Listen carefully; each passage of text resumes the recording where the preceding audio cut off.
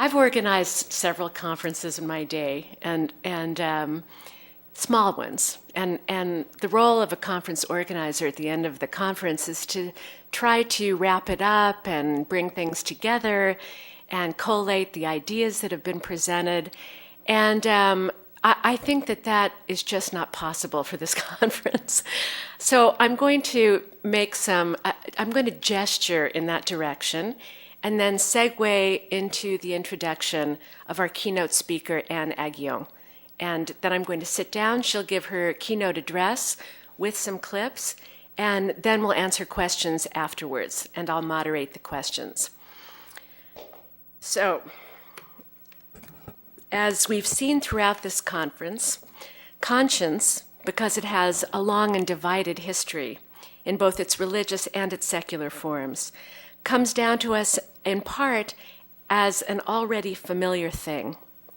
This does not mean that we understand it, that we're comfortable with it as a concept, that we're born with it, that is, that it's inherent to us as human beings, as a universal and stable category which enables us to judge and act according to standards of truth. If that were the case, we wouldn't have generated as many questions and hypotheses concerning conscience as we've considered at this conference. In fact, I think we probably wouldn't have had a conference, which would have saved me about 2 years of my life. But collectively, we've looked at it from many angles. As a religious faculty, as a project undertaken by an individual, as a foundation for personal and professional decisions and behaviors, and as a fantasy that cognitive analysis can deconstruct and put together in a new way. We've seen that conscience rarely comes to us as an integrity we may not accept entirely, but which we understand. The reason we can't do that is because in a variety of ways, conscience, as we've seen, is self-divisive. It pits one against oneself. It often divides one from one's community and one's mores, and its entire history demonstrates the ways in which the laws of conscience cannot accommodate the laws of the state, whether we're talking about religious or secular conscience. The latter is a differentiation, paradoxically, that we find hard to make. That is, the difference between religious and secular conscience. All of our analyses of conscience over the course of this conference have necessarily been divisive insofar as to some degree they've been formulated against other analyses. Not surprisingly, some think about conscience differently from others. It's part of the divisiveness of conscience. One thing that has united us in our discussion of conscience is that in order to objectivize it for the purposes of assessing what kind of thing it is and what its particular power might be, we've had to step away from it, to divide ourselves from it as analysts, and to make it the object of our analyses. And I would say that that was so. I wrote this morning, but I think the last panel takes us much closer to what I'm going to say now. This is what makes Anne Aghion's documentary, Anne, who opened this conference with the screening of My Neighbor, My Killer, and who will now conclude this conference. This is what makes My Neighbor, My Killer such a powerful instance of documentary filmmaking. It's not that Anne captures something in her film which would allow us to comprehend what we're seeing and hearing. Instead, she shows us something much harder to grasp than our several theories. That is, she shows us she shows us conscience as a naked thing, unbolstered by any pre-given intellectual or categorical notion of what it is and what its function is, in the wake of the most horrific of all human crimes, genocide. We see both perpetrators and victims struggling to make sense, several years after the event, of the fact that this carnage was not visited upon them by an external power, although the aggression of first Belgian and then French colonizers certainly played a significant role. But primarily it was enacted from within the closest communities.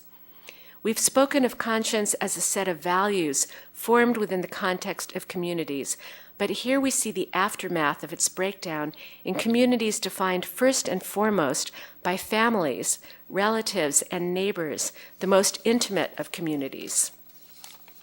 In the aftermath of the Rwandan genocide, as filmed by Aghion, we see perpetrators struggling with the moral enormity of what they'd done. It was something that overwhelmed them in some way, some claimed, and the force of that undoing remained with them for several years. So you see efforts at self-deception, individuals slowly brought to a realization of the part they played in the massacre.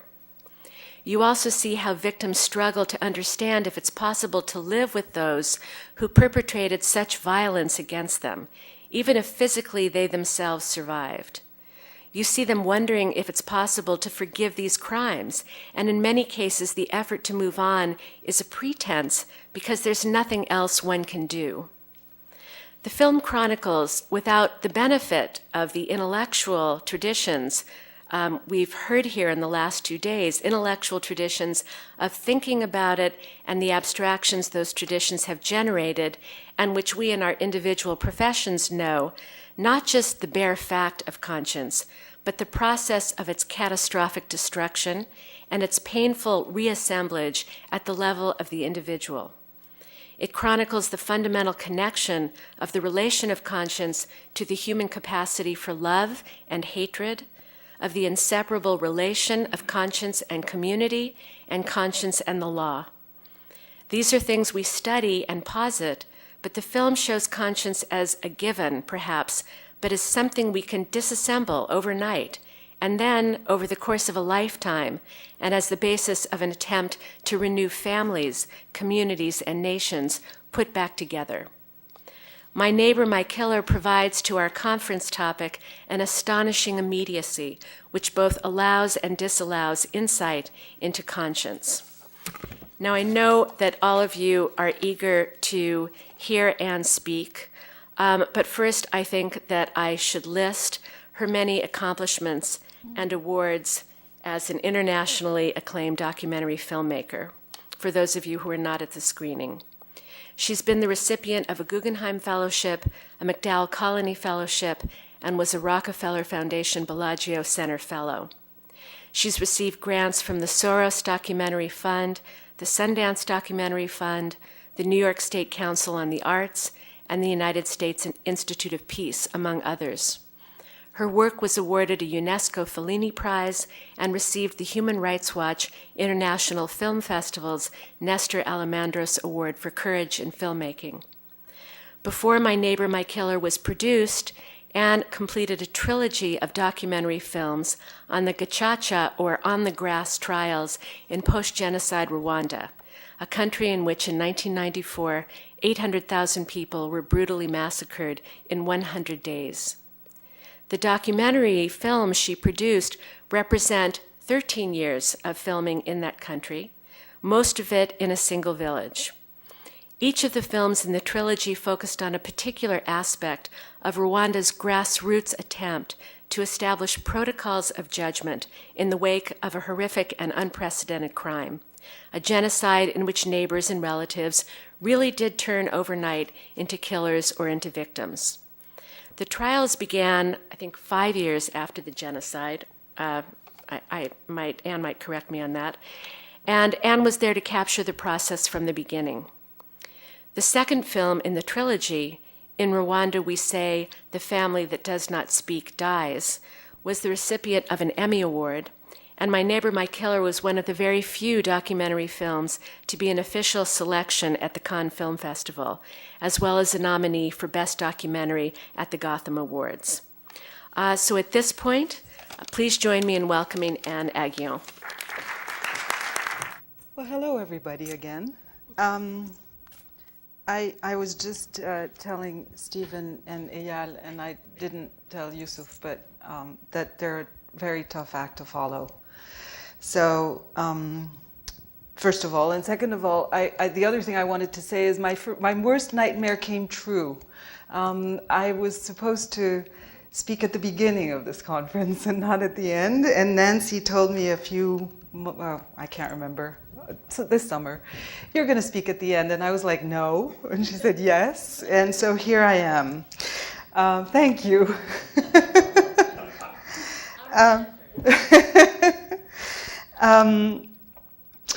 And to speak to that, before I start, I want to say that speaking last does give me pause, and let me explain why. I think yesterday at dinner it was Mark who said jokingly that he expressed a desire for some definitiveness to come out of this conference, and then he looked at me, and definitiveness gives me enormous trepidation in not just in speaking but also in finishing a film, because I don't want anybody to think that what I say is conclusive in any way. So there will be no definitiveness for me today. I just want to share some real hands-on, very personal, in fact, very personal stories of how in the process of making my films in Rwanda, my conscience has often been challenged, and what consequences it's had in the long run. I've cut some of this because I thought it wasn't relevant anymore. I want to tell you about the very first time I went to Rwanda, and Nancy and I spoke about this a little bit when you went to Rwanda this winter, last winter, in January. I don't know if any of you have been to Rwanda in this room. I mean, today it's very different from what it was when I first went. I had been researching the idea of going to Rwanda and to make a film for several months, and I finally decided to go, and I spent about a month there. Now, and I had read a lot about Rwanda. I had spoken to people, I had traveled to meet people who, both Rwandans and non-Rwandans, but who knew about Rwanda. And I had spoken in particular to one of my heroes, a woman who's no longer with us, to whom I dedicated the film, whose name is Alison Deforge, who was an extraordinary human rights activist. She was the incarnation of the human rights activist for me, and she was a historian. She trained as, I'm sorry, this is a digression, but it's important. She had trained as a historian at Yale, and she was one of the few people who tried to stop the genocide. She had a very loud voice in Washington. She was a little old lady. I had a friend who met her once and who said she really looked like a grandmother who would be knitting in her rocking chair. But Alison worked with Human Rights Watch, and she died a month before I finished my film, and in a plane crash in Buffalo, after having flown so many crazy airplanes in the Congo and Burundi and Rwanda, wherever. Anyway, so she was one of the people I'd spoken to, and I get to Rwanda, and Rwanda is for those of you who've seen the film, you know that it's an incredibly gorgeous place. It's really, it's stunningly beautiful. It is, there's no sound pollution because there are no tractors. People, the Rwandans are subsistence farmers. They plow their fields themselves. There aren't even any beasts of burden. And I was there in the rainy season the first time. And it was, there was this huge sky, the sky after every downpour, this huge, enormous blue, brilliant sky, and with big, white clouds. And the contrast between the gorgeousness of that place and what I felt every time I said hello to someone, every time I met someone was striking. And that, of course, has stayed with me as a filmmaker all along, and it stays with me today. And I remember it was, the one word that I came back with from Rwanda was unfathomable, unfathomable depth of sadness and death. because everybody I'd met had gone through hell. And every time I met someone, I would ask myself, where were they? Where were they at the time of the genocide? I don't know if you had that feeling, Nancy, but it's something that, you know, were they, did they escape death? Were they hunted? Were they hiding? Had they killed? Had they been forced to kill to save themselves or to save a loved one? Or perhaps their own child even? And if so, how had they dealt with that choice? Had they killed voluntarily? Had they enjoyed it? Had they gotten caught up with it? And then, of course, as seems normal, or at least to me it was normal, I mean, I found myself asking myself immediately, what would I have done in that situation? Put in a situation to kill someone or give someone away in order to save my life, in order to save the life of a child, my child, in order to avoid being raped, in order to avoid having my feet cut off, both of which were very common forms of torture and killing.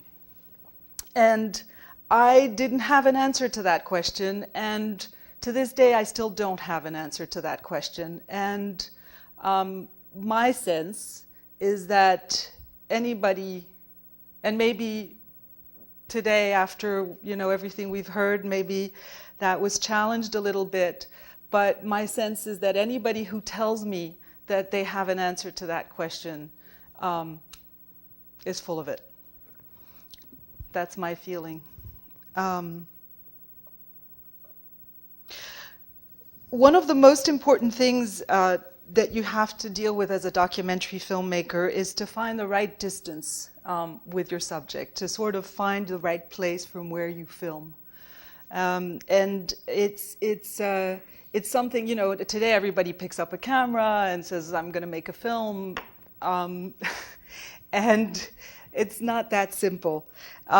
So when I first went to Rwanda, again on that first visit, I went into a prison for the first time. I knew that if I was going to make the film I wanted to make, I needed to get used to the idea of spending time with prisoners, and these are not regular prisoners. The prisons in Rwanda at the time were overflowing. There were 135,000 people in the prisons in a country of 8 million, and you'll appreciate those numbers. We often say that that the United States has the largest prison population in the world, with about 1.2% of the population in prison, I think. And Rwanda has, at the time, had 1.6% of the population in prison without any of them having been tried. So I went into this prison, and there were about 6,000 or 7,000 men, mainly. There were some women, and it was a very hot prison yard, and it was really a sea of humanity or inhumanity, depending on how you want to look at it. And this is what I saw. And maybe we can see clip number 1.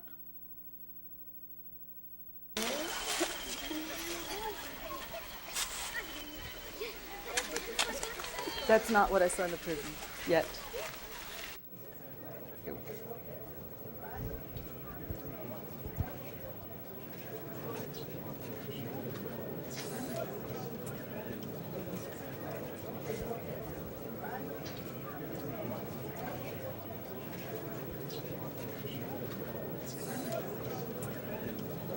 bagisubiyemo usanga byo neza kuza ari umuntu washotse ashaka kunoza amakosa yemerera ibyo nakoze ndi kumwe n'umuntu nabwo mbitegetswe.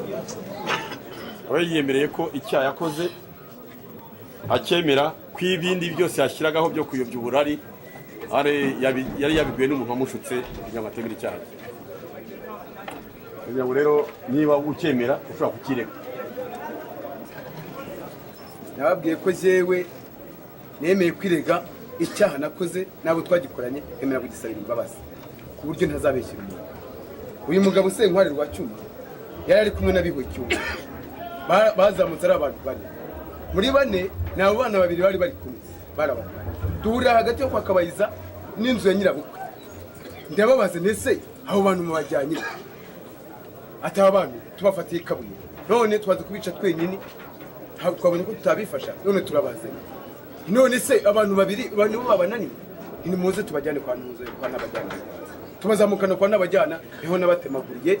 Uyu mugabo ni wabasongeshe icumu, uyu mugabo nawe afata agasuka na Nyikabayizi bacukura munsi y'urugo hanga kuba hari ko hari kwibiye bahita babakururiramo barabahamba, ariko ari batarahwana neza. Uyu mugabo ajya hejuru n'icumu babarengeje habu gataka agenda basongesha bihita tugenda uko bivuga aremera ko bari abana yababasangaje mukagenda abana kemera ko we yabishe abana babiri sibyo ayemera ko yabishe, ariko bo mumaze gusibura aho mubashyira bo bashyiramo aravuga ati wafashe icumu ujombamo kuko batari bana. Ibyo rero nibyo bintu uri kugenda ukwezi ubwo ni nko mu buryo bwo kugira ngo ampamye icyaha nawe undi rwose igihe n'abahambye amaze kubatema ko aragenda afata amagambo yakubita hirya yagumeje guhakana yabanje guhakana ko ibyo bintu atabizi mu kanya yari amaze kutwemerera ko abana babavanye Kabuye ari kumwe n'abahutira none uva ko yahakaniraga noneho atangiye kumushyira sinibaza impamvu nawe ukunda kurusha abantu atemera ibyo ugomba wemera ibyaha byawe kuko bigaragara ko wabikoze ku abana uretse yambwiye ati dore barimo barahumeka ntabwo Senkwa emera icyaha Yavuga ati dore barahumeka ukora iki? aguhereza icumu Yaguye ngo barahumeka ubigenza ute? Wigira ubwoba ni ugira ute? ngo nahise mbahwanye Basongana yewe nakandagiye hejuru nsubira n'isuka yonyine ntabwo wemera ko abantu icumu nari mfite bajya gushyira hamwe.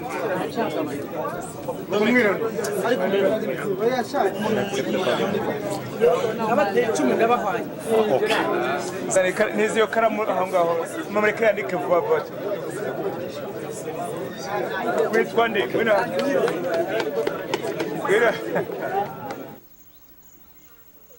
That's it. Yeah. So this was it was my first exposure to prisons in Rwanda. And it was a self-managed gacaca session. People were, the government was starting to talk about the gacaca that was going to take place. And I was there with a Rwandan interpreter who has become my interpreter since. It was our first time working together. And we came out of there, and I hadn't understood everything that had been said, obviously. I don't speak Kinyarwanda, but I had understood what had gone on. And he was completely shattered. He was a survivor. And it was his first exposure. He had never been inside, he'd been inside a prison, but not in that one, which was a big penitentiary. It was really the largest, where all the relatively big wigs were incarcerated, and he was completely shattered. That day, and in subsequent visits to the prisons,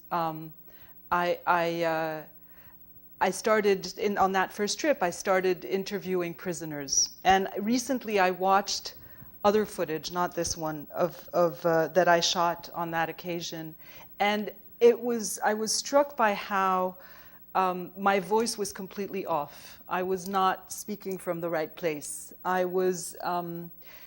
didn't know how to deal with talking to these men and women. There were several reasons. First of all, the prisoners that I was able to speak to had been chosen by other génocidaires, other killers or suspected killers who were managing the prisons, because there was a lot of self-management of the prisons. And also, I just didn't know how to talk to these people. It was just very, very difficult. And watching this footage, I was reminded that one of the big questions that I asked myself throughout this filming process is, how do you give voice to somebody who you think is a killer? And if you decide that it's okay to give, do you give voice to somebody who you think is a killer? And if you decide it's okay, how do you do it? How do you go through with it? How do you even approach that person? I mean, how do you? Yeah. And it's obviously much easier to give voice to survivors. We all can identify with survivors. That's not complicated. But talking to prisoners was something that was one of the most difficult things I did in Rwanda, and having to, I felt that I needed to keep them on a plane of humanity. I wanted to talk to them as if they had a choice. I wanted to talk to them as if they could always opt out. I wanted to give them that opt out of talking to me. It was very, very important for me to do it that way. What I did when I actually went to film, so I went to Rwanda 4 times before I actually started filming the film, and in the course of a year. And when I actually started to film, I settled on a seemingly very simple way to introduce myself. I would say to people, well, I'm not here to substitute myself for justice. I'm just here to see how you live together. And and I said the same thing whether I was talking to a prisoner or whether I was talking to survivors in the community. And I would tell them that I wasn't interested in who had done what to whom during the genocide in order to accuse people, but that I was interested in order to better understand how people were living together in the here and now. That sounds simple, sorta, but there are complications that come up in the process. First of all, I was introduced to the prisoners in the communal lockup that you saw on Wednesday by a high-ranking prosecutor, and who came to explain how the gacaca were going to unfold the day they would start, etc., and how the whole judicial process would take place. And even though he explained very clearly that I was completely not part of the judicial process, and I explained that as well to prisoners I spoke to, they were convinced, despite my explaining to them, to the contrary, they were convinced that talking to me would let them, would make them come out, would allow them to come out faster, would let, so, and so it would, that they really thought that it would advance their case. So it was very, very awkward. And then I asked myself, well, should I continue to talk to these people or should I not? And as you've seen in the film, I continued. The result of this was that the prisoners were very open with me. When I say open, I don't mean that they were candid. I mean that they spoke to me. But they, now that we're entering into a completely different realm now, which is, of course, the truth. And I have, people often ask me, well, who? And somebody asked me yesterday, do you feel that people told you the truth in these films? And I don't have the answer. I think there's so many levels of trauma on both sides, on the sides of the killers and on the sides of the victims. That and as Steve said earlier, 3 days after, what did you say earlier, Steve? 3 days after an event, people forget, and it's all muddled. So imagine with the trauma of what people had gone through in the genocide and the years that had gone by, how that's going to play out. Survivors, on the other hand, were very wary of speaking to me because, first of all, they thought the gacaca, the judicial process, was a parody of justice, or would eventually be a parody of justice. It hadn't started yet. And then they thought, also, they were concerned. They thought that that I might misrepresent them, that it would be dangerous to speak to me, yeah. So all this, of course, in a context where I'm filming in a very, very remote area of Rwanda, where people, there's not one television in sight. People have there's no electricity.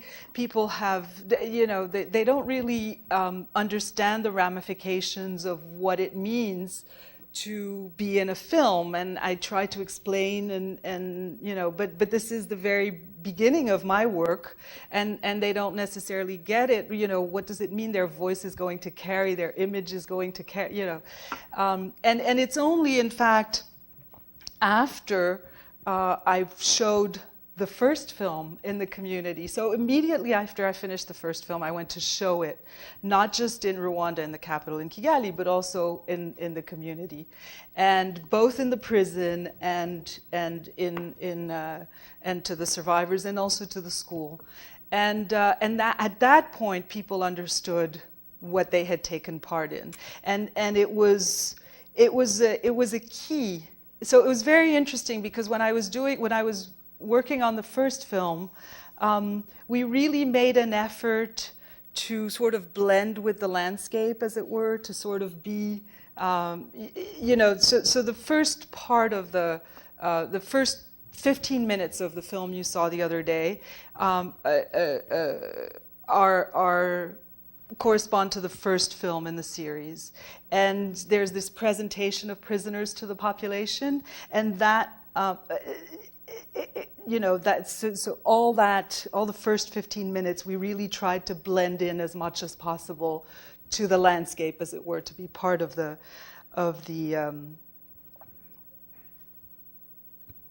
process without, to be invisible, I should say.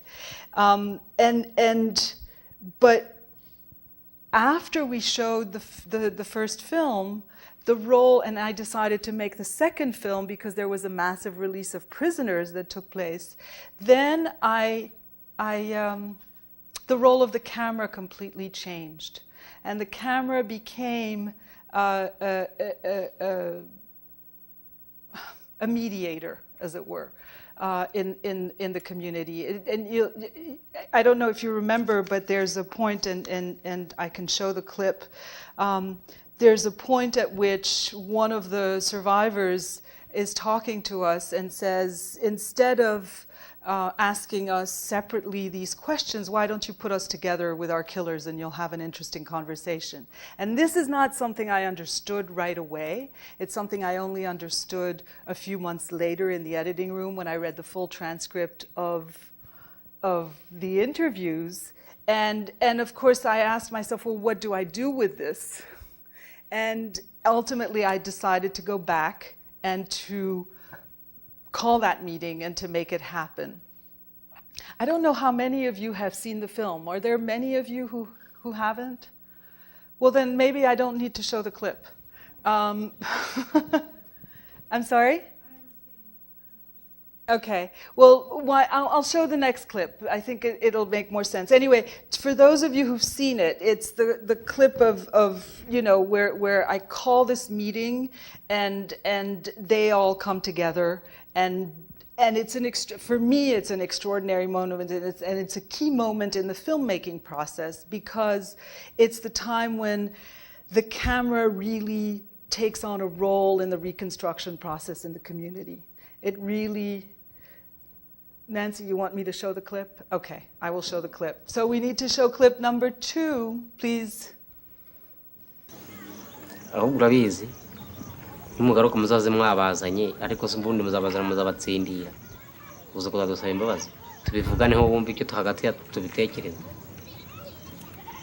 niyo byaba ari inama hiye ariko tukabivuga tukabiganiraho uno byumva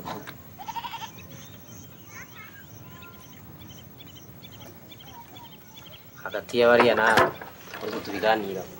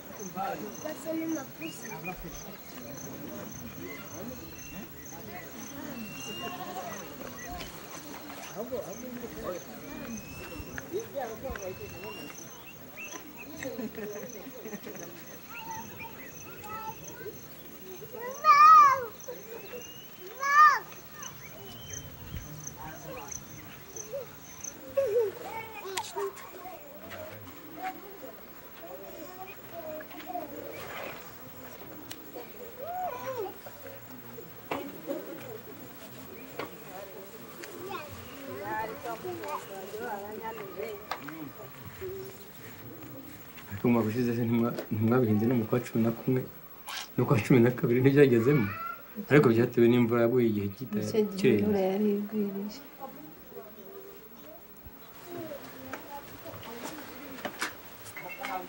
Muraho se?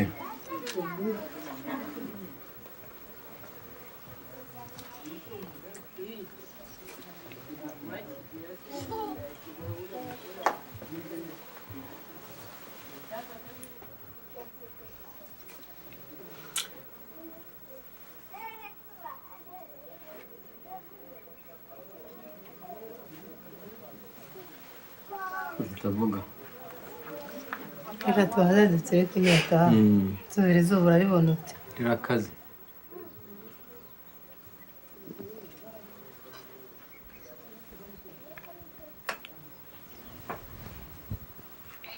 ndaguhe nagisoma simvanga vanga Wiriwe Musenge. Murafurazi.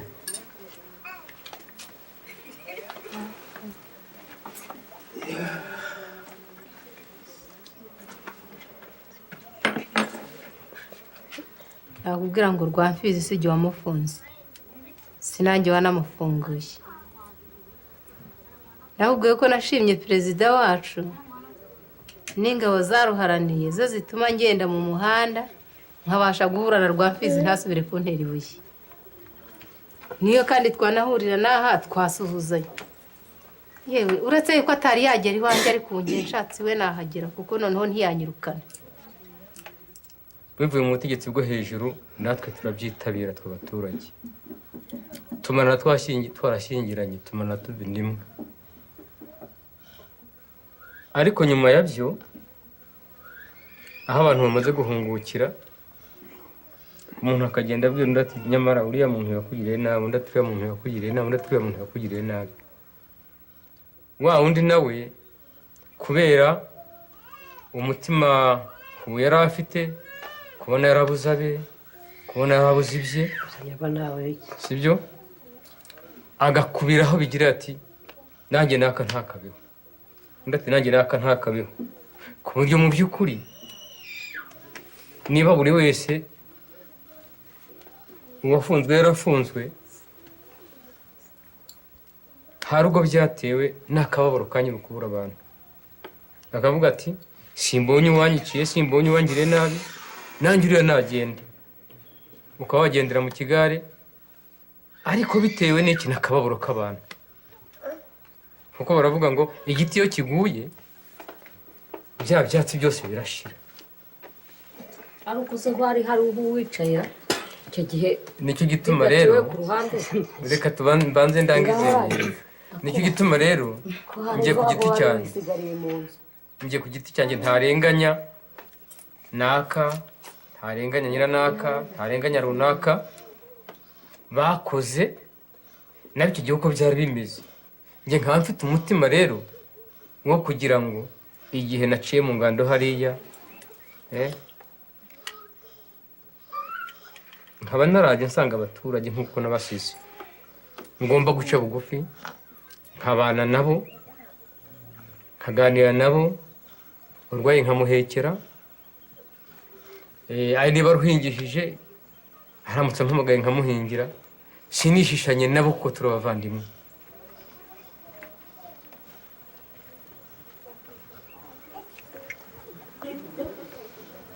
kwishisha byo si byiza, tugomba kuba turi hamwe, ariko rero n'icyo gihe namwe ntimwabaga mwicaye, habaga hasigaye mu nzu se n'imwe. none mu gihe tugezemo cy'ubwiyunge ntabwo dukwiye gusubira kugarura umuryane wari uriho, uko tubibona babishaka imitima, njya mbibabwira ko imitima y'abantu atari kimwe, ntabwo ari kimwe. haba undi mubi rero n'ubu aracyari mubi, ntajya yegera n'abandi ngo bavugane baganire, kuko aho abantu bari ntabura uruntu runtu, ariko imitima y'abantu baje ntabwo yayiringanije. ariko abenshi mbona mu bafunguwe mbona bashyikirana n'abantu, natwe kandi abacikacumu ntitukibikanga, ntitukibihisha, cyangwa umubona umutima ukubye, ubu twaranangiye twabaye urutare, turi bamwe, nibwo bwiyunge bwacu dufite, nta muryane wundi tugifitemo hano hagati. nawe akatubwira ukuntu, ariko biriya bintu byatangiye gute kugira ngo mubyirukemo mubisamaremo, ko hari muramu wa Rwagihene ufite mushiki we, urubyaro rwe rukamushiraho rugashira burundu, nkaba ari igisigaye muri uyu muryango w'aho wari wabonye uyu mugeni n'abavindimwe n'abana bawe. None mwari mwabifashe mute, mwari mwabyijuse mute? Ubwo akambwira, mbega nawe mbese anabyumve naza nzamubaza. Ubwo ngubwo niko wamubaza? Ntamubaza. Wamubaza se iki? Ntamubaza. Wamuganirije se niba afite umutima wo kukubwira akabikubwira, niba afite ijambo ryo kukubwira akakubwira, ariko nanamusembura, ariko yangiza wajya kumutondera ayo mago yose? nanamusembura, ariko ubwo uraje n'intege. urumva burahi, niba wanga ko bwa buremere bukuva ku mutima, ukabukunze ko bikuva ku mutima, ngwino tuganire, duhuze urugwiro, nitumara kuganira noneho mbese ijambo burya rirasimbuka rikagera ahantu, noneho rya jambo ryagera ahantu, ubwo wowe ukabura musembura, ahubwo ariko utamutondeye ayo mago yose, noneho ukabura musembuye, mbese tunabikwigishe. ubundi wasembuye umuntu hari n'icyo yakubwira, enda amaguru twajyanye wawe, none se ubundi ugiye namusembura utanga, ntamuha icyo yicaraho, yakubwira iki? Ariko noneho ubu noneho mu gihe twegeranye tukaganira, mukaduha n'umuntu wacu wari umwana wacu, yari umwana wacu mu muryango koko, hariya kwa mabukwe ni umwana wacu na buriya, ntabwo abakecuru tuzamwiyuhagira ngo ni uko imiryango yashize, ariko ntabwo tuzamwiyuhagira. We urabyara, ukabyara umutima, ukabyara umubiri, ntubyara umutima. N'umwana wikuriye mu nda yawe ashobora kukunanira, mana yanjye, yamara kukunanira akaba icyomanzi hariya ku musozi, yamara kuba icyomanzi, ariko noneho uragiriye ku gasozi si kimwe n'uragiriye mu kuzimu, yuko ubu noneho Burahimu mbese utugeze uratubonye, kandi na yego nabo ngabo baruguru wabagendereraga, noneho natwe ujye udusura udusuhuze.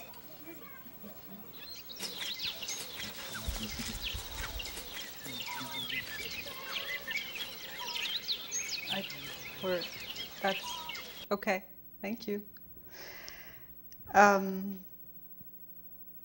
So that was a turning point in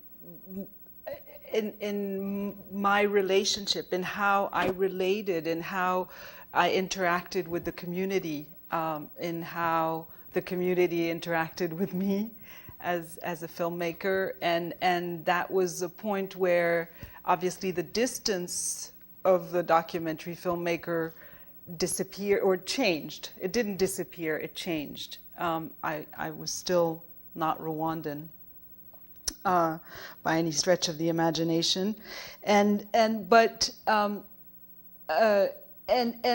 it was important for me to acknowledge this distance, to acknowledge this new role that the camera was taking on in the film, to say, not just, you know, organize this meeting, but also to say to you, the audience, that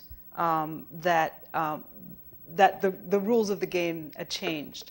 And so this is how I chose to do it. And now we can show clip number 3.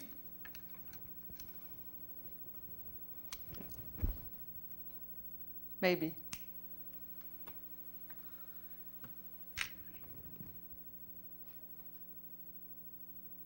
Maybe not.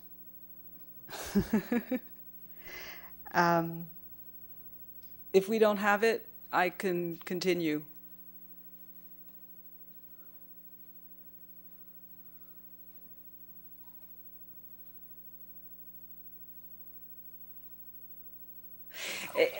While we're waiting, I can tell you, you know, one of the,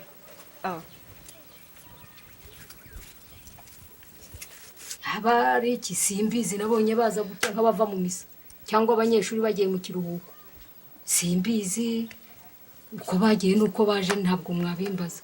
Se murabona mwabimbaza ari igihe ubizi by'uburenganzira bwawe? Nta kintu mbiziho rwose, haba uko baje, ko mwababonye, usibye nanjye kandi n'abandi bose niko bababona. Se ntibaturenganya, batubaza ngo abanyururu ngo tubyifasheho gute? Se ko babona abo bantu baraje, ukundi kubyifatamo se ni gute?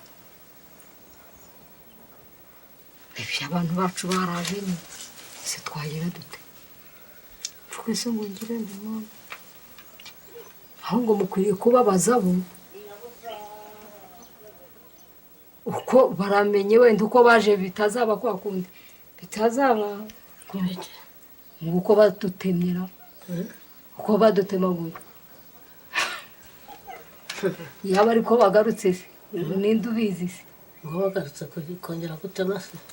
Bazabuze n'iki? Kongera gutema n'akazi kabo bazatema. Soza ko bamazeho so bazaza, ariko nyine ubundi bazatema abantu, bazantera mu rugo bamazeho urubiheko byanjye, bazoteme jyeje nyine zosigaye, bazaza bavane, bazaze bakuru n'ubundi ni nabo biyandari aba barakomazaho imiheto bakasigaho bihirikaho se, bazaza bavane, bazaze babyose. Nanjye ntyoga mwana w'umuhungu, ibyo byambabaza. ahubwo jye bimbabaje, ikibimbabaje nuko jye bantindiye no mu makoni, bantindiye no mu makoni bakanyadagarika sinave. Akaboko kanjye bazaza bahejuru bajyane, bankuyeho vuba haba bambyaye kubareba ni, ariko ubwo baza ko bari umuntu usigaye yihirikaho, bakabasha bakaza kumwica nawe, bakaza bakakwandurura, bazaza bandurure se mbahoreje cyane bikinteye ubwo. ariko se barabariza iki ngo mubyifashemo gute, bibaryoheye gute? abase nasa babibaza naba singaba nibo babibaza, ngo wararyohewe, numvise ikijyamo, baryoherwa iki? Turaryama tugaca urihirikaho, nukwihirika nawe uko Imana yagushigaje ukihirikaho utyo, wabona bwije ukaryama. none se baragira ngo bigende gute ahubwo? Nibyo, nta kundi uzo kwagira kwagwa neza, bibazo tubazo gusa, ngo ni ukubaza gusa.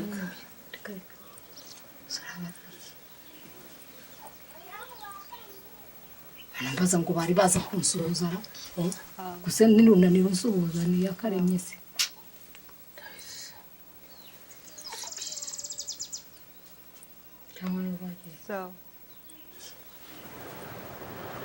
So that was the way I chose to acknowledge that. When I first went to Rwanda, again, I come back to first impressions a lot because those are the ones that stick. When I first went to Rwanda, survivors would ask me, where were you Where were you when the genocide was taking place? Why are you here with your camera now? Why weren't you there then? Or why weren't you here then? And it's only when we got to this point, when I got to this point where the camera started playing a role in the reconstruction process in the community, that I could answer, well, without feeling awkward. That I could say, well, it's true, I wasn't there then, but I'm here now. And we can, together, we can go on this journey where you know, through me, through the camera that's here, you can tell the story of the reconstruction that's going on here. And it was only at that point that tension sort of subsided between people, between the survivors and I. They were, you know, they were calmer with respect to our presence there. And I thought that was something worth noting. The role of the camera changed again. So again, I went to show the second film in the community, and the role of the camera changed again when the trials actually started. I had been to Rwanda initially because I thought I was going to film the Gacaca. I also had been to Rwanda because I thought I would film people together. One of the things that had struck me about the Gacaca was that it was going to bring people together, and that's what I wanted to see. And it was, by the time the meeting that you saw happened, I had given up on that idea. That wasn't happening as far as I was concerned. So it was a very, very fine line to walk to call that meeting. And it was a very scary thing for me. And I think for everybody else in the community as well. But when the trials, so eventually the trials started, and I went back. I went back because when I showed the film the second time, they said, well, our troubles aren't over and you have to come back. And I said to them, I will not come back unless the trials start. And that's what I did. And again, the role of the camera changed again. And at that point, I was nervous that the camera being, so you saw the trials, you saw how they unfold. It's very, you know, there are people sitting under trees, and the camera was in the middle. The camera was, you know, you'd have the camera in the middle of the proceedings here, filming us, right? That was the only way it was going to work. And so we were right there, and I was concerned that the accused wouldn't speak because the camera was there, and because they would fear that the definitiveness of being on camera would deter them from speaking. I was afraid that witnesses wouldn't speak, but I had, and by then, of course, the access. So when I first arrived in Rwanda, the country was completely in shambles, and there was no institution of justice to speak of. And so I had very, very simple access. By the time the trial started, the access, nobody could film any of those trials. And I was the only one who could retain that access in a way. So I felt an obligation to continue. And I think, despite the fears that the camera would skew the process, and my sense is that the camera, in fact, acted as a protected people more than it deterred them from speaking. In that instance, I think people were felt that the camera was protecting them. Now, after the few things I've just described, you may find this hard to believe, and I want to say one more thing before I continue, which is that I asked myself all these questions, and I didn't formulate answers. So it's very, you know, it's been very extraordinary for me to be here the last couple of days, because I don't think about all these things. And it was only today, and yesterday I remember I asked someone, but do you really need language in order to think? And I happen to think that I don't think. it just sort of, so I was very happy when you spoke today, Mark, because I thought I was a total anomaly. But, and so all these questions are questions that I asked myself, but I can't tell you when the answers came. So, and this brings me to the next thing that I wanted to talk about, which is that I don't know how, I don't choose the films that I make. I think they choose me. And I'm sure that's the same, you know, I'm not the only one in that situation, but, and I want to talk about, and the other thing I want to talk about is conscience. You know, so I'm French. And my first language is French. And when I think about conscience, I think about both conscience and consciousness. They're totally indistinguishable for me when I hear about conscience or conscience. And I never thought about I never thought about all this. And so, but it turns out that conscience has played a big role in my motivation to continue to work in Rwanda for these 13 years, although I didn't really know that's what it was until a few months ago. And what I'm trying to say is I think there's a moment of obligation that comes, and I don't really know where it comes from, and it's a combination of an emotional state and a sense that I can contribute something that nobody else can contribute in that particular instance at that moment, and that I can, and it's almost an alchemy between my brain, my emotional state, the subjects of the film, and the audience, which can then create something valuable and of lasting value. And it's very difficult to recognize this intellectually, because I think there are dozens of situations which could trigger my conscience and would merit my attention as a filmmaker, but there has to be that one element that grabs me and which turns sort of the inclination into an obligation. And there's a number of things that make that happen, whether it's the intuition that there's a connection with my subjects, or the subjects of the film that are going to allow me to carry their voices, or the responsibility that I feel that I have towards them, or and I think I tend to think that it's a sort of the moment where my conscience and my consciousness are aligned, that this actually happens. I'm very different from the journalists who are here, Eyal and Sherry. I know Sherry's work quite well, or the reporters, I should say. Because I work in the artistic sphere and not in the reportorial sphere, although there are a lot of the issues are the same.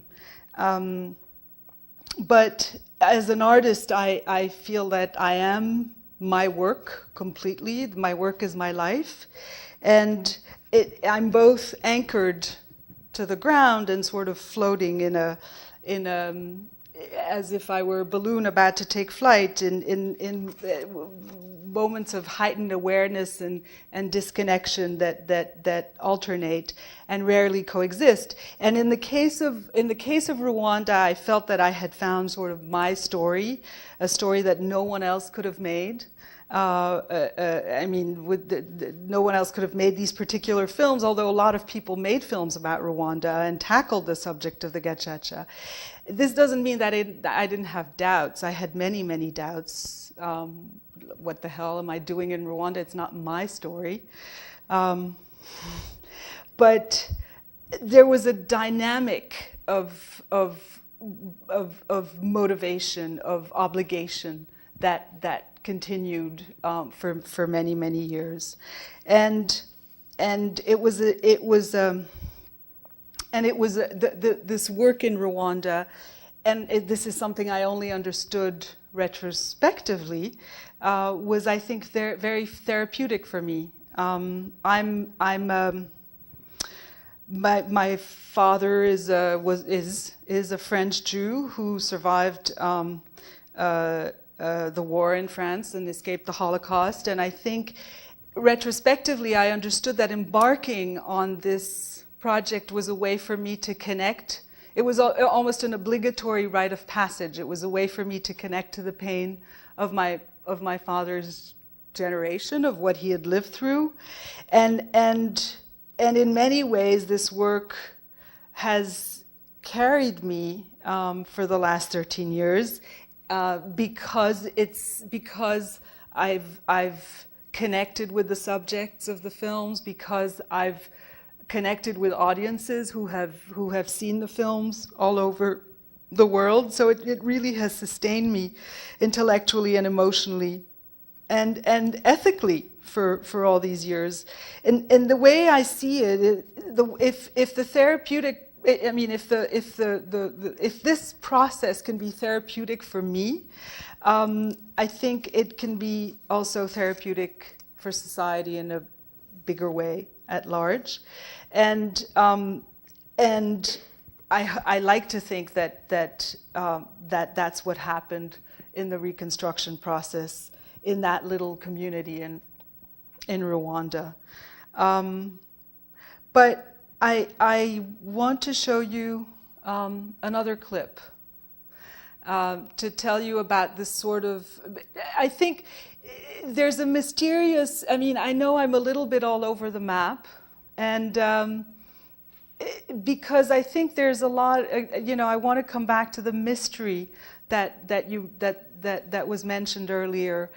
I think the moment of obligation is sort of for me, which is my conscience, as it were, is motivating me, is both, I think, conscience and consciousness aligned, and it's about our you know, my relationship to the world and how we connect. And so I want to, and it's very mysterious for me as an artist how it works. And so I want to show you this other clip, and I'll tell you more about it once you've seen it.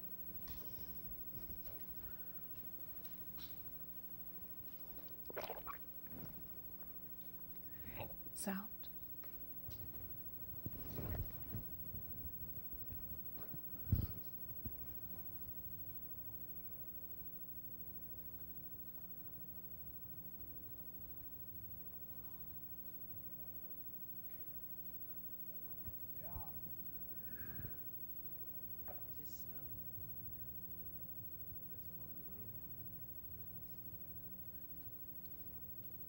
It's sort of a bizarre thought to me that, you know, here you're in this frozen landscape in here with these magnificent coal-based glaciers and the like, and then lurking in the background there is a great big volcano that's got plenty of magma and is throwing bombs, and it's a strange juxtaposition, isn't it? Well, the funny thing is that type of, it's like a real morbid thought, but I've always thought it would be, this is such an awesome vantage point to watch an eruption. Like, of course, it would wipe everybody in McMurdo out, but... And then what would we do? I know, we'd be screwed, but, I mean, this just would be an awesome vantage point to see a big column go up, you know, from right there.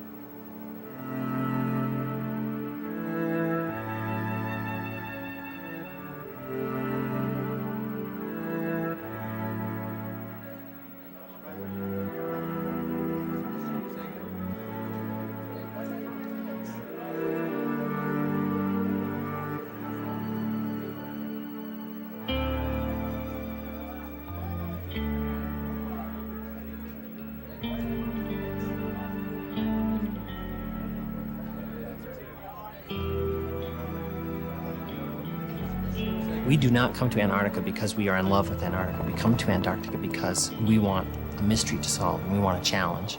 And there's one here. So that's why we come here. I got hundreds and hundreds of pounds of samples to look at. I've got plenty to keep me involved in Antarctica for a long, long time, even if I don't come back. So I have my little piece of Antarctica.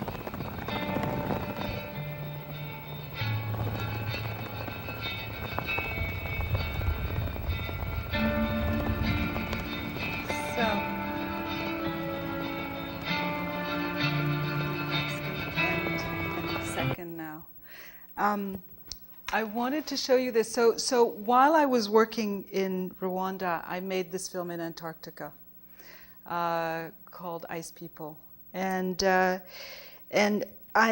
was a very, I was just pulled to it. I had been to Antarctica before, and I thought I was done in Rwanda. I had made the two films there, and I actually didn't think the trials were going to start forever. And so I thought I was looking for a project, and I went to Antarctica. And it was only in retrospect that I understood that I had been to Antarctica in order to finish Rwanda, that I needed the breather. I needed to sort of refresh my humanity or my brain or my, I don't know what. So, and I have to say that it's when I made that film in Antarctica, I sort of let go. I sort of let consciousness guide the filmmaking process. I was not at all. Even though in Rwanda, I told you earlier, I asked myself questions, I don't know where the answers came from. Eventually, the answers came. In Antarctica, I didn't even try. And I have to say that even though very often I asked myself what the hell I was doing in Rwanda, I never asked myself what the hell I was doing in Antarctica. I don't think I've ever experienced a more complete sense of place than I did in Antarctica. So this brings us to today, to here. First, I don't know, some of you might have noticed that I was a little bit emotional before coming to speak. And I was emotional for two reasons. First of all, I have two friends here who are both, one of them was with me when I met the Rwandan justice officials that triggered my going to Rwanda. And the other was very instrumental in helping me make these films. It's thanks to her that a lot of my work came to life. So one is Céline Détraz and the other one is Cynthia Kane. Thank you to both of you.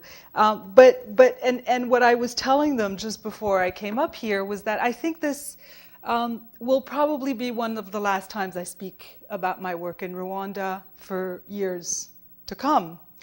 And even though I don't like definitiveness, but I'm trying. So it brings us to today. And I think that all these years working in Rwanda and sort of following my conscience with that work, even though I'm understanding it only retrospectively, is enough. I've reached my limit. And I'm not ready to do straightforward romantic comedies yet.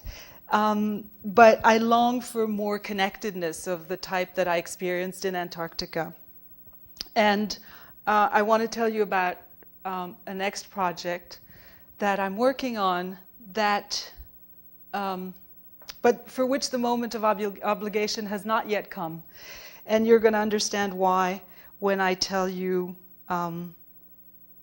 that it's a film. So it's a film that's tentatively called Walking, and it's partly based on my experience and on the experience of a couple of other characters, and it focuses on the process of recovery from vicarious trauma or low intensity trauma, which is a trauma suffered by people who witness the trauma of others. And it will weave in various elements of documentary, fictional, and experimental filmmaking, and it's going to take the viewer on a journey of exploration of both interior and physical landscapes in search of recovery. And part of me is, so why has the moment of obligation not come yet? Well, part of me is wants to, and I don't know if it's my conscience or my consciousness, wants to make this film, and another part of me is resisting. Because in order to make that film, I have to go back to images that of trauma that are some of those images that I mentioned earlier. And one of them, of course, is an image of me or a Rwandan Tutsi, which alternate with feet cut off and unable to walk. And another image is the image of a little girl, a little Rwandan girl I've known for about 10 years now, who hasn't really grown since I've known her. And she, she's a little black girl. She has short hair, very frail neck. And every time I see her, and this is not a nightmare, this is a vision I have, I see a machete cutting her neck. And I can feel it. And these are images that I have to use in this film Walking, and that I don't know if I can bear to go there. Even though this film, which I hope I will make one day, is a film that I think will allow me to get to the other side, will allow me to get to the other side of the pain and sort of connect, get to a place of more emotional connectedness and consciousness rather than conscience. So that's where I wanted to go. And so, why am I telling you about all this new project? Well, because I'm wondering if, as an artist, my conscience isn't stifling, a sort of deeper connection to the world, and of course, I don't have the answer to that question. So, but that was my contribution for today, and that's what I wanted to share with you. And I will answer any questions you have about Rwanda, because this may be the last time. Thank you.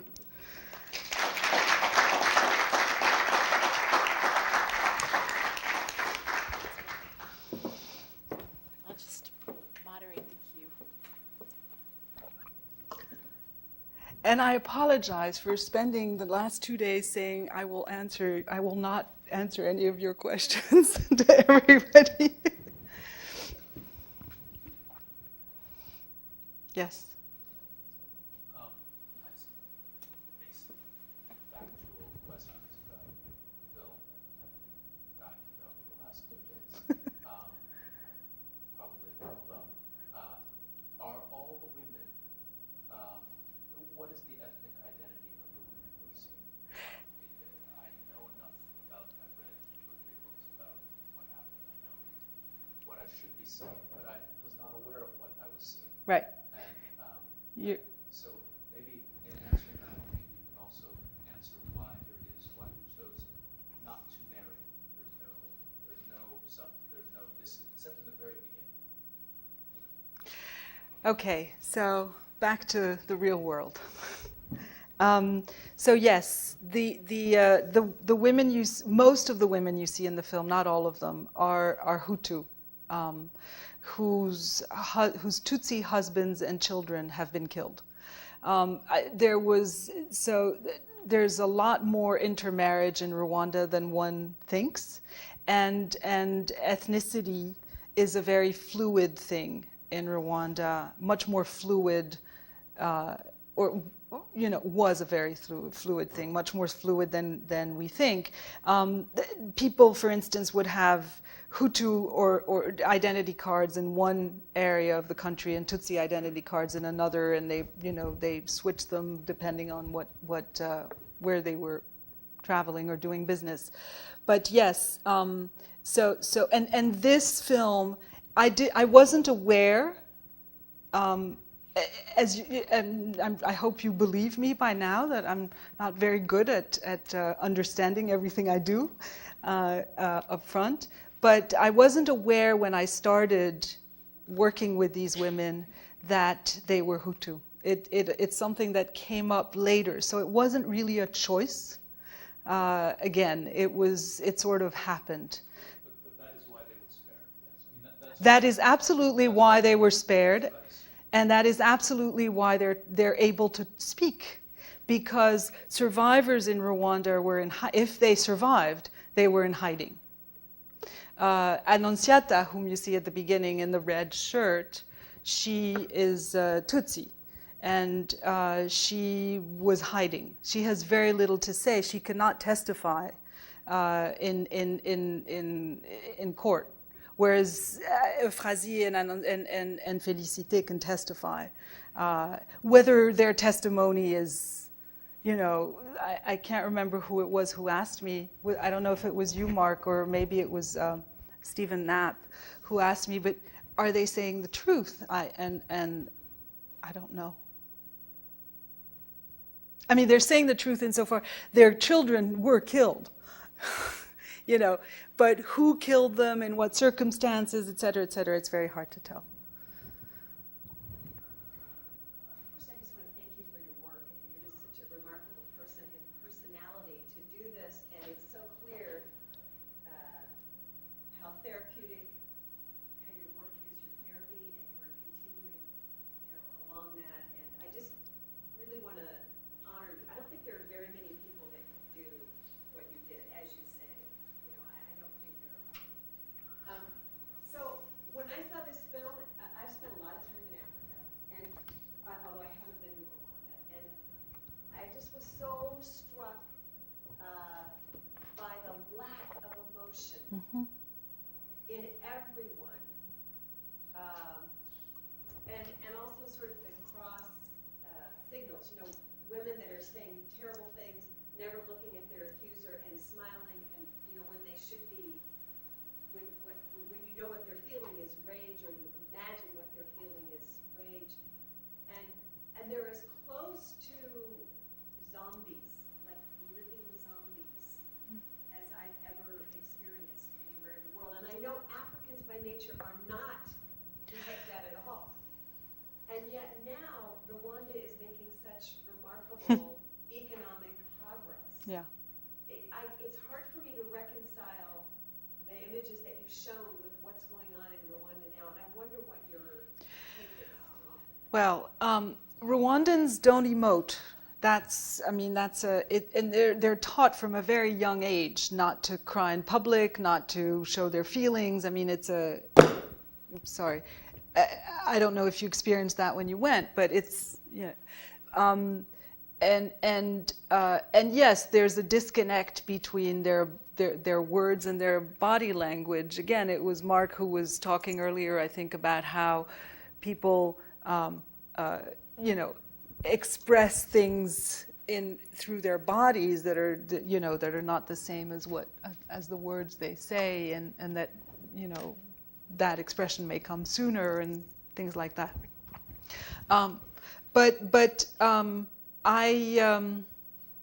As to what's happening in Rwanda today, the country is deeply schizophrenic. Kigali is a boomtown. It's it's changed enormously since I first went. When I first went, it felt like there were maybe 5 traffic lights and very few cars, and people were growing coffee in their or sorghum or whatever in their backyards, and today there's much less of that. There's been a lot of expropriations in the center of town. People are being driven to the outskirts much more, and a lot of the people who live in Kigali, the capital, are Tutsi. Not and not only, but and a lot of the disenfranchised people in the hills in the rural areas are Hutu, and so and instead of opening up the discourse, it's really closing more. It's tightening more and more. There's a major opposition figure who was just sentenced to, I can't remember how many years, but this was a couple of weeks ago. She was just, Victorine Ingabire. Yeah, she was just sentenced. I don't remember what the sentence was, but it's long. Yeah. So it's not getting, it's not good. It's not good. Can I ask an adjunct? Yes.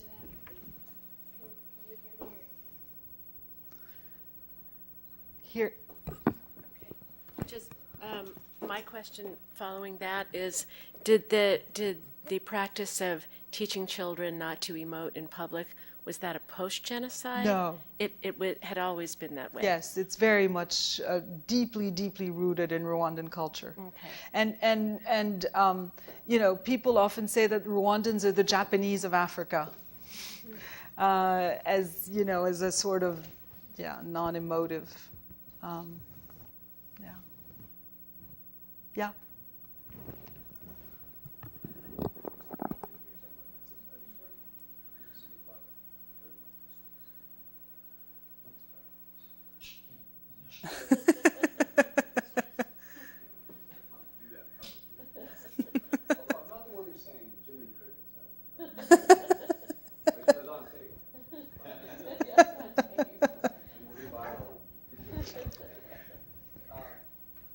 You and I had kind of a parallel career path. You didn't do the YG and Steel, but in terms of get the story, and the idea is get the story, not a story, and to get the semantic, to get what is true as opposed to truth. And I use truth in that we all have what we want to be true. We call it truth. Like at some point we thought the world was flat. That was never true, but it was truth for a lot of people. And so a couple of people have already observed about, from our perspective, perhaps the lack of emotion, the behaviors that are difficult, almost impenetrable, trying to get a sense for where people are coming from. Are they telling you the truth? Are they telling you what is true? What is that? How do you get around that? Because it's not entertainment, as you say, it's a documentary. How do you get around the sense of, okay, are people telling me are they telling me what is true, or am I just doing something? Well, so one of the questions I asked myself very often is, first of all, I really set out to see how people were able to live together. So in that sense, I don't care whether they're telling the truth or not. It's not, it's and I wanted to, in the editing of the film, I worked with an editor. I didn't do this alone. And the idea was always to, I always wanted to, one of the things that was very important to me as a filmmaker was that, and it still is, whenever I'm making a film about anyone, I want the people in the film to be able to see the film and not cringe. And that for me that's the only way I'm able to make a film that's true to what I experienced.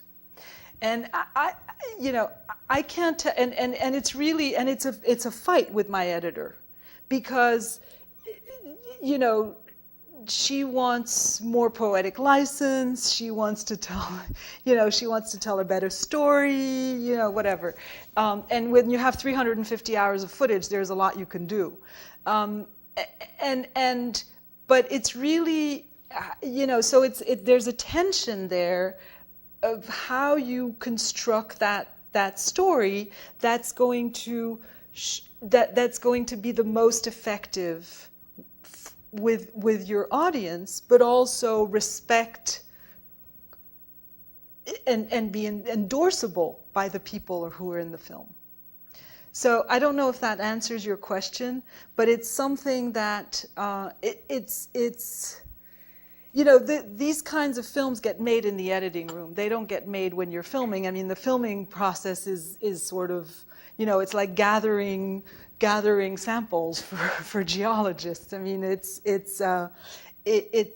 work, it's drudgery, it's et cetera, and it's also relating to these people and all that. But the actual writing of a film like that takes place in the editing room, and it's really it's a constant struggle of and it is.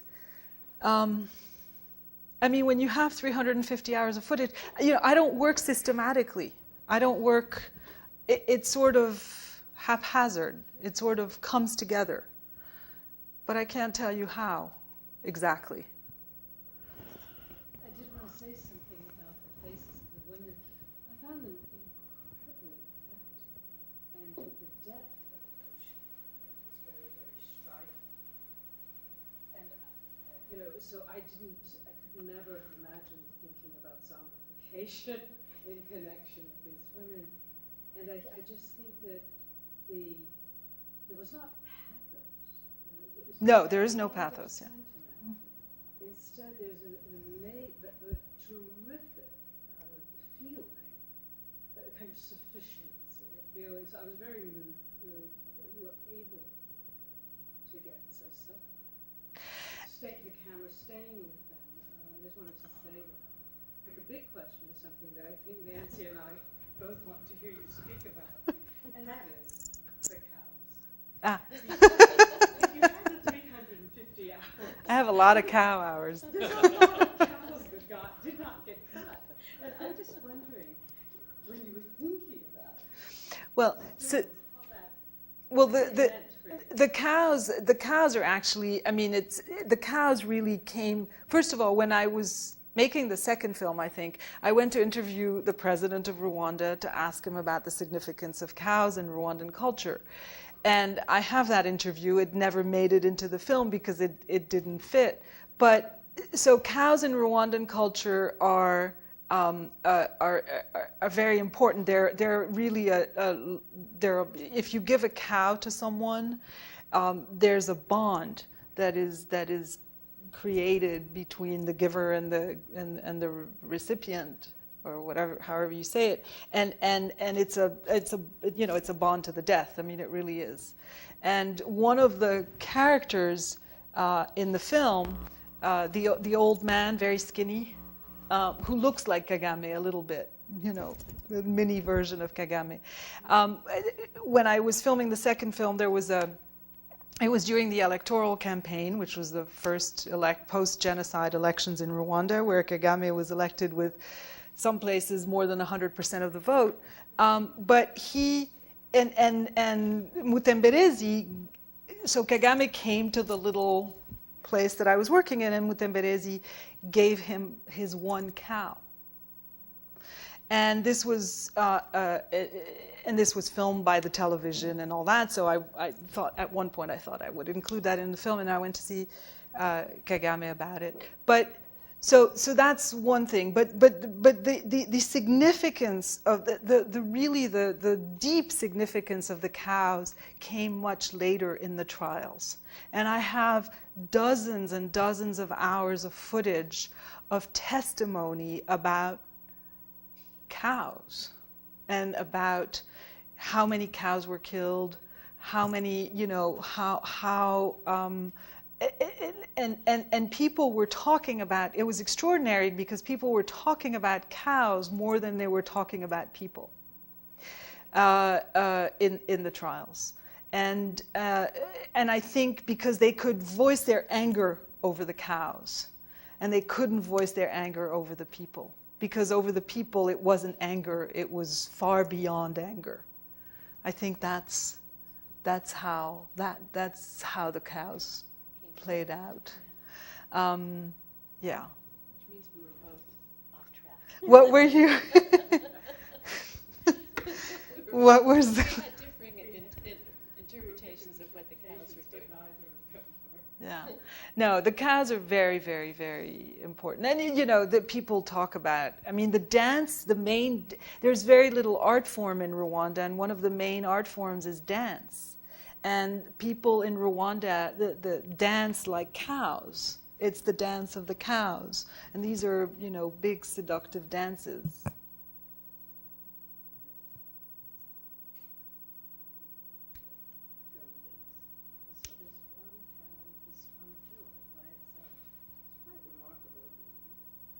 I don't remember. Oops. They're beautiful cows. Yeah. Question about, I guess I'm thinking about something I've heard you say before in relation to war and trauma and surviving, which is surviving with grace, this idea of surviving with grace, which is something I think you captured in these people in such an interesting way, the way that they're able to begin to talk about this and whatnot, living together. And I'm interested in, as a filmmaker, as an artist, what I see in this, what you said, you're using art and you're encountering so much trauma here yourself, right? But also, what you're giving to them is a safe space, to say something. And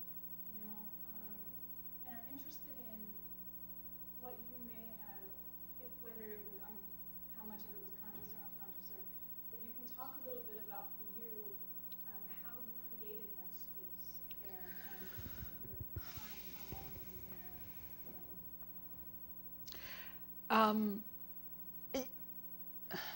I mean, I think that, I think it sort of happened. It sort of happened. It became, yes, it was this dynamic thing where, and I kept going and I kept thinking I have to continue and because I could see that I mean, aside from the impact in the community, I also, at one point I got involved in, I helped put together a project to show the second film in the prisons in Rwanda. So 40,000 prisoners in Rwanda saw the second film and then engaged in discussions around issues of coexistence. And then when I finished this one, I decided that we had to do nationwide screenings, and so we started a pilot project to do so it was sort of, it continued and it continued, and then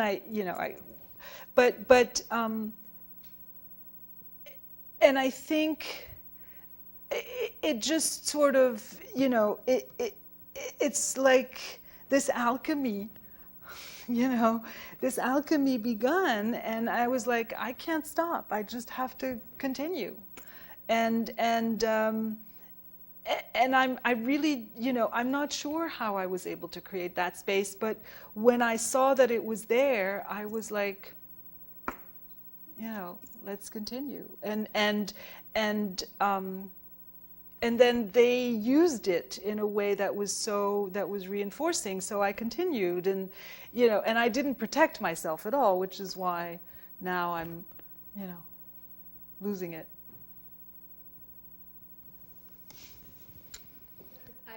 wanted to say, I just saw a documentary about a man who lived in the second largest city in Rwanda, a survivor, and all he was left with afterwards was a house that his family, he grew up in with his family, and he's turned it into a Holocaust museum from the European Holocaust.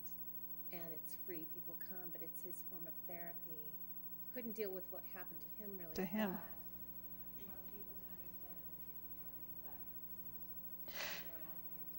Yeah, I think it's, I certainly see it as not abnormal that I sort of, moved, moved to move the object, as it were, from the Holocaust to Rwanda, and I think in order to deal with it, I don't see that as I didn't understand it right away, but it's retrospectively, it's no longer mysterious.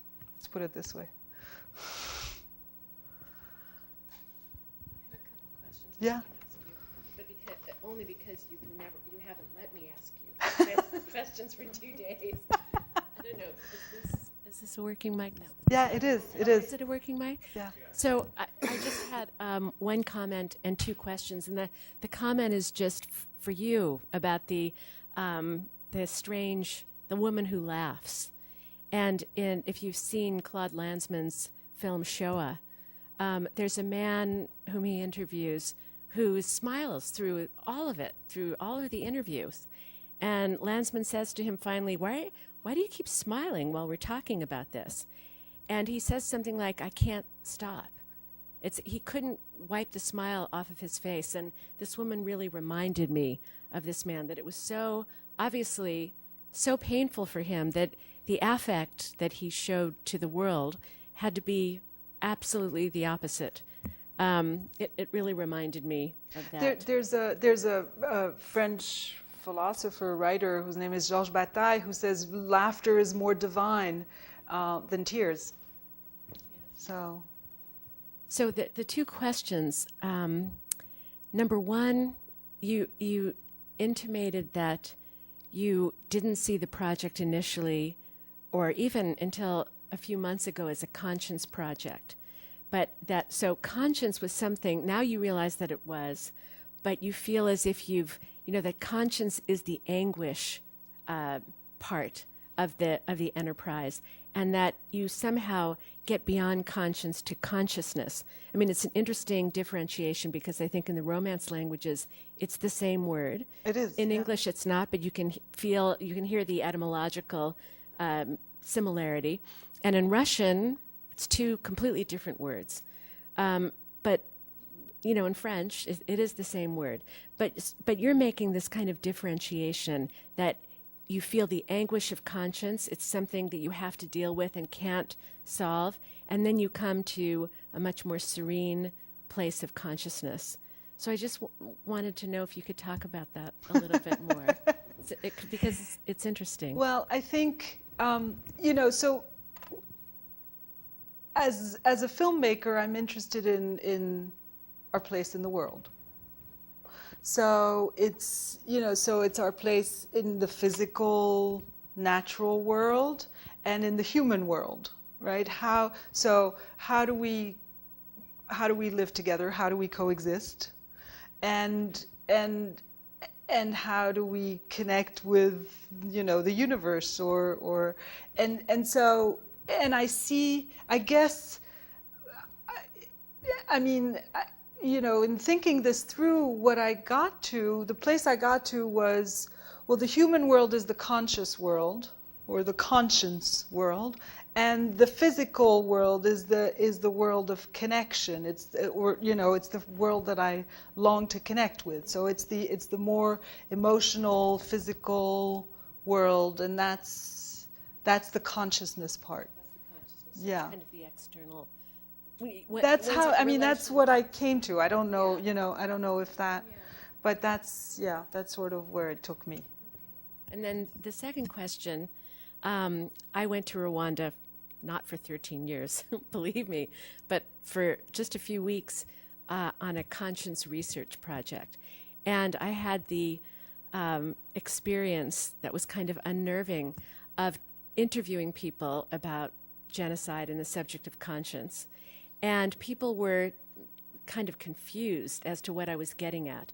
And I noticed in the film that there's kind of a conscience moment where this woman, I think it's the smiling woman, Euphrasie. yes, shows a moment of anger, and she says about the man who's killed her family. So what was it like? Did you enjoy it? Are you sated now?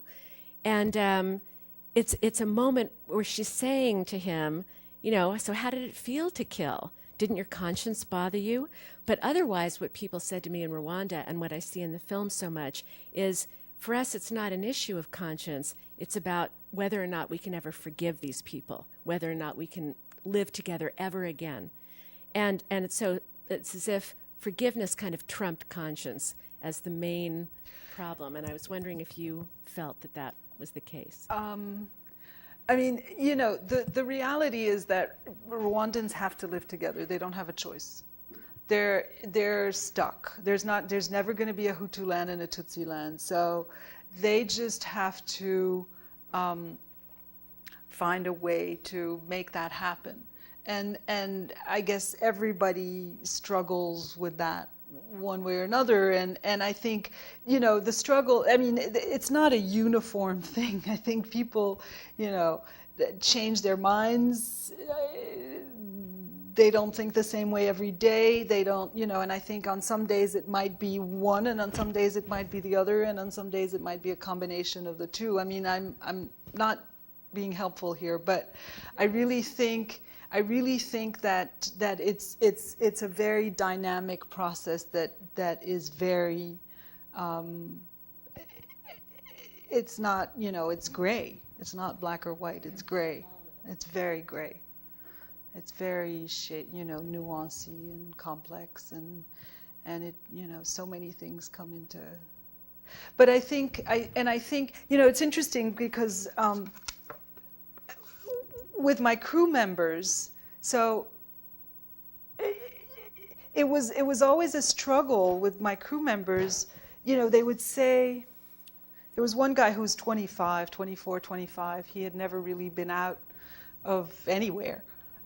And I took him to Rwanda, and I'd known him since he was 16, and he just, you know, he was like, well, why, you know, there's so many places to hide, he would say.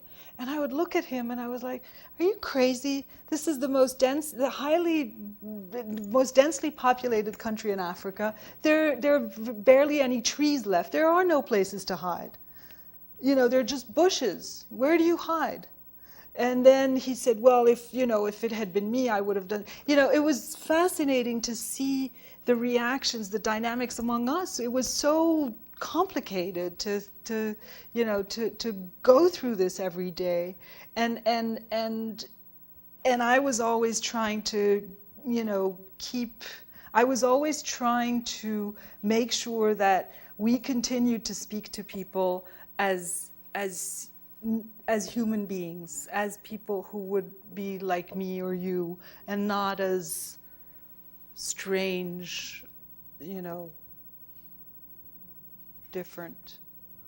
And it was hard to keep that line. Yeah, it was a hard line to keep. Yeah, but you know. Any other questions? Okay, so now I've waited so long, nobody has anything to ask. First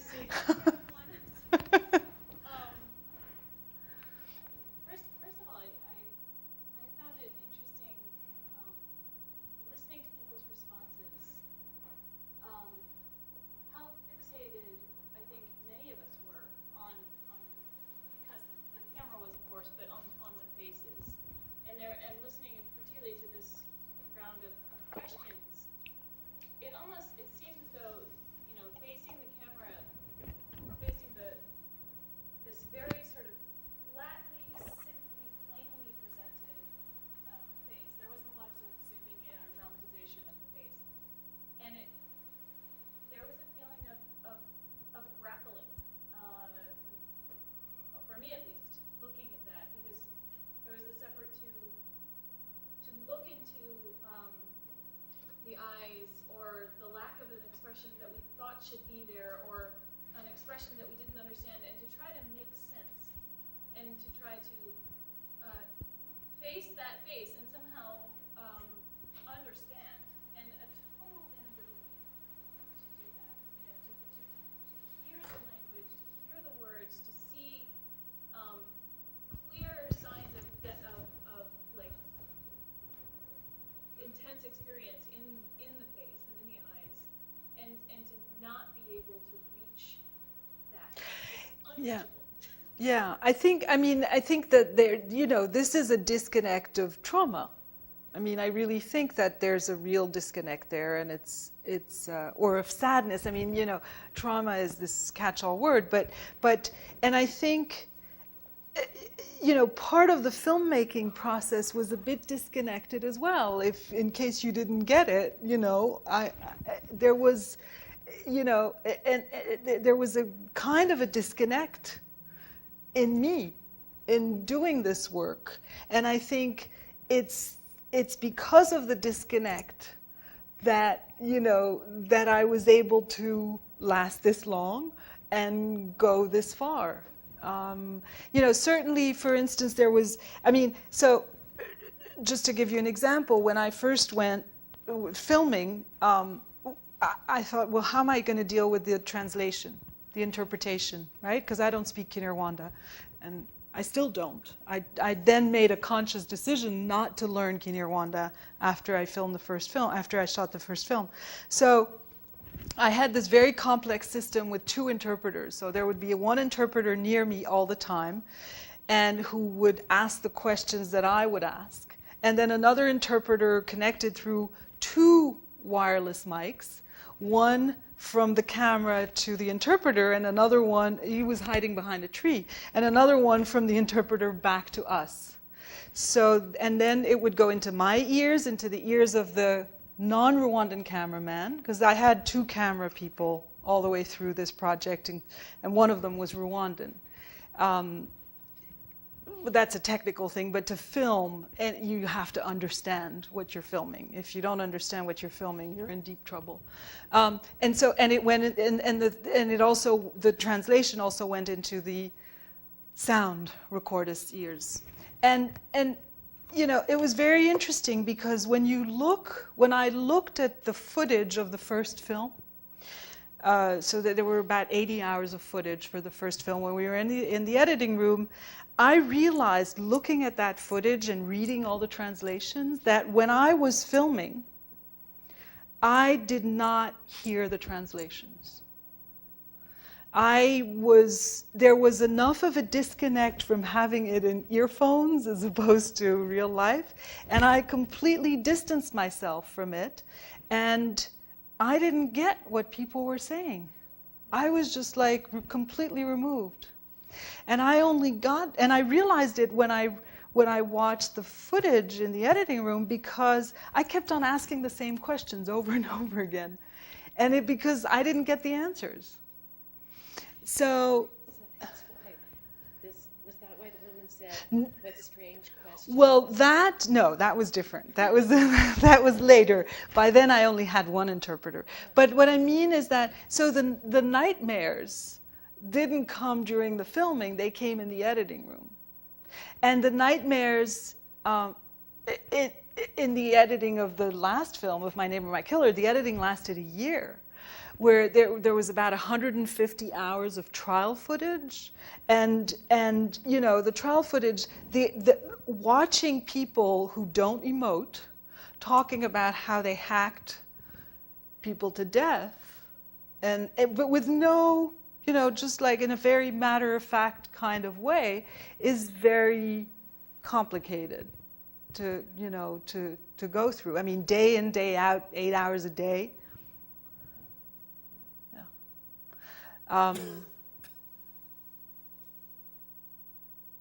Yeah. I wanted to also ask you, I was really interested in the fact that, you stayed there to a certain point before you did Antarctica. You stayed there to a certain point, and at that point you felt, unsure of whether the process would continue. Yeah. And I wondered, at what point did you come back? So what brought you back? And, when you came back to do the third film, could you feel a difference? Or did you feel a sense of surprise or shift in attitude among the community you were with? Or with the, Right. was there a sense of... So, yeah.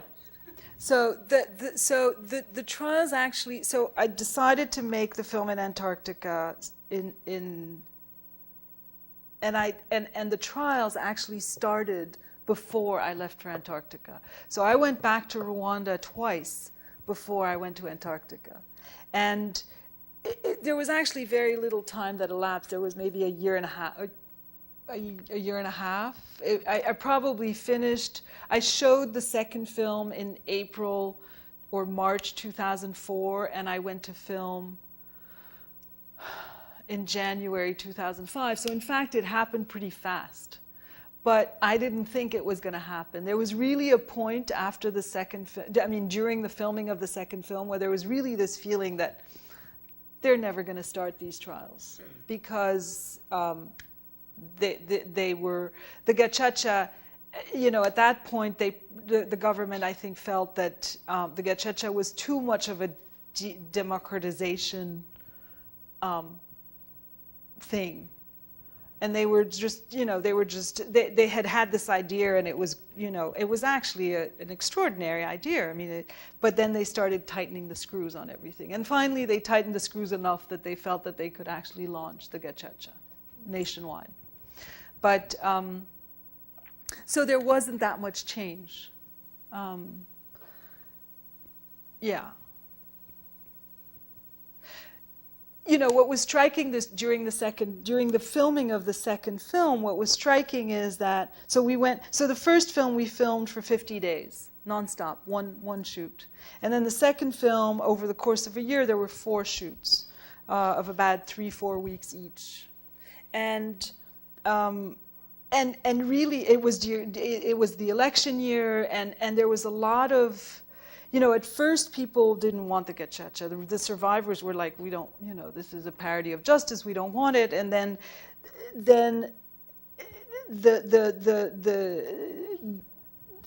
the government pulled back, and so there was this whole year where they had started to think, well, maybe we do want the Gacaca because maybe it is a solution, and then of course it didn't happen. So there was this, the people felt very, very lost during the whole filming of the second film. And then when the trial started, it was like, it became real. So then there was something real to, be angry about or be resentful of or engage in or. Yeah.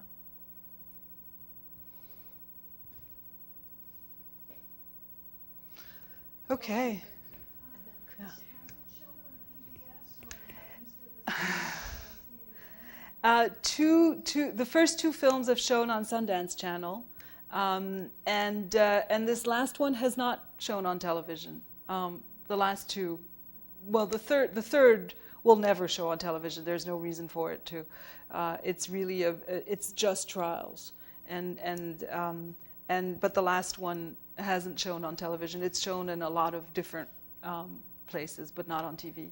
And it's unlikely it'll ever show on PBS. I think it's a film entirely in Kinyarwanda, and I don't think PBS can show that kind of film anymore. 10 years ago it might have happened, or 5 years ago, but I doubt it would ever happen today. Unless the U.S. becomes interested in the world again. It's not going to show on HBO either. HBO has produced another film on Rwanda, which is very troubling, called, Link TV, smaller, yeah. The HBO has, they produced a film recently called The Earth Made of Glass, which is actually features Jean-Pierre, my interpreter, and it's a very, very troubling film. Yeah. You mean troubling emotionally? No, it's troubling morally, ethically. I'd like to hear more. I will tell you more. Yeah, it's based on an interview with Kagame, and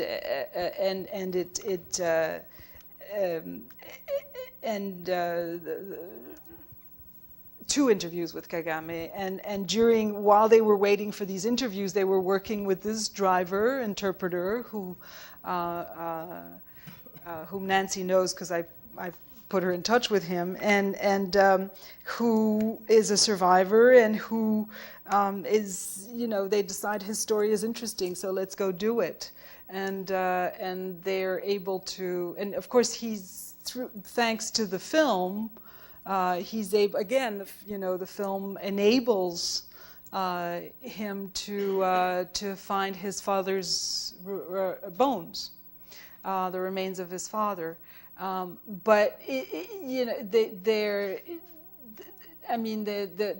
a film about forgiveness, and so it's about him not, Jean-Pierre not forgetting, and Kagame forgetting the French because, so it's a parallel between the two, and it's really problematic, but and it's also a film that was made in 2 weeks, and I always have a problem with those. Yeah. Because it felt like a search went on and on. No, it was 2 weeks. Okay, well. Questions. Well, thank you, Anne. Thank you.